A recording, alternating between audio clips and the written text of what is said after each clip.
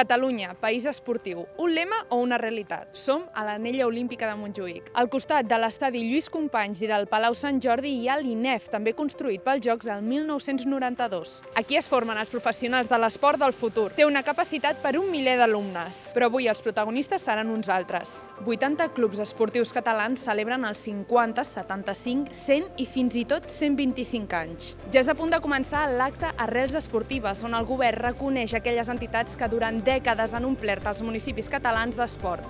Catalunya potser és un país petit de dimensions, però amb una ànima esportiva gegant i sobretot farcida d'un secret, que són els seus clubs. Des del minut 1 hem dit que seria la legislatura de l'esport femení.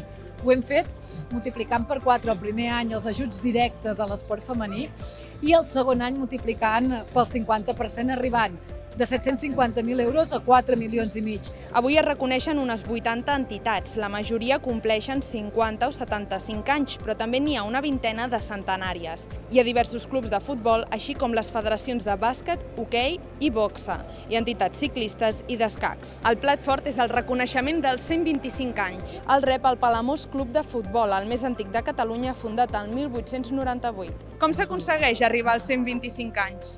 S'aconsegueix amb l'esforç de molta gent durant molts d'anys i molt de sacrifici per arribar fins aquí. Orgull, no?, haver arribat, perquè això és l'esforç que porta tants noms de tantes persones, no?, que van viure aquest club des de fa molts anys i ara amb aquest esperit d'aquesta joventut que vol seguir, no?, complint anys. Avui hem pogut comprovar la vitalitat i les arrels de l'esport català, una autèntica xarxa clau per garantir l'activitat física i la cohesió social.